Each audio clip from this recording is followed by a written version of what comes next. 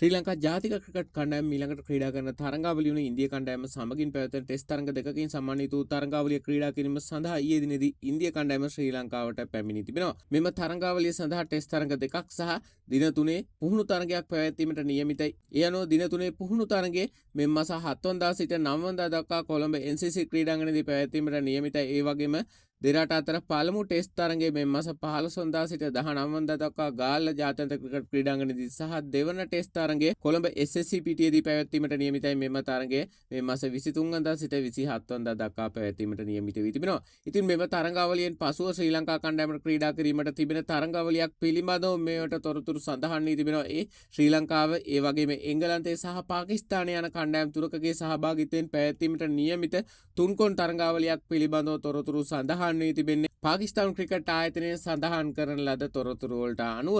ඒ අනුව මෙම තරඟාවලිය 20 තරඟ ආකෘතියට පැවැත්වීමට නියමිත බවට තොරතුරු සඳහන්. ඒ වගේම මීට අමතරව පාකිස්තානු කණ්ඩායම සමගින් එක්දින තරඟ තුනකින් සම්මානිත වූ තරඟාවලියක්ද පැවැත්වීමට නියමිත බවටයි තොරතුරු සඳහන් වී තිබෙන්නේ. කෙසේ වෙතත් තවමත් මෙම තරඟාවලියට අදාළ තරඟ කාලසටහන හෝ තරඟ පැවැත්වෙන ක්‍රීඩාංගණ පිළිබඳව පාකිස්තානු ක්‍රිකට් ආයතනය කිසිදු තොරතුරක් සඳහන් කර නැහැ. ඉදිරියේදී ඒ සම්බන්ධයෙන් තොරතුරු සඳහන් කිරීමට නියමිත බවට පාකිස්තානු ක්‍රිකට් ආයතනයේ සභාපතිවරයා මීට පෙර තොරතුරු සඳහන් කර තිබුණා. ඉතින් මේ සම්බන්ධයෙන් තොරතුරු ලද විගස ඔයාලා වෙනුවෙන් නවතම වීඩියෝ එකකින් ශ්‍රී ලංකා කණ්ඩායම පාකිස්තානු කණ්ඩායම සහ එංගලන්ත කණ්ඩායම අතර පැවැත්වීමට නියමිත තුන්කොන් 20 ක්‍රිකට් තරඟාවලිය සියලුම තොරතුරු දැනුවත් කිරීමට කටයුතු කිරීමට අප නාලිකාව බලාපොරොත්තු වෙමින් සිටිනවා. ඒ වගේම මේ වන විට පැවැත්වෙමින් තිබෙන ලංකා ප්‍රීමියර් ලීග් ක්‍රිකට් තරඟාවලිය අවසන් අදියර දක්වා පැමිණ තිබෙනවා. ඒ අනුව ප්ලේ ඔෆ් වටේ සඳහා ජැෆ්නා කිංස් කණ්ඩායම සුදුසුකම් ලබා ගැනීමට සමත් වන ක්‍රීඩා කළ තරඟ 8 අතරින් තරඟ 5ක් ජයග්‍රහණය කරමින් ඒ වගේම ගාල්ල කණ්ඩායමද ක්‍රීඩා කළ තරඟ 8 අතරින් තරඟ 5ක් ජයග්‍රහණය කර තිබෙනවා.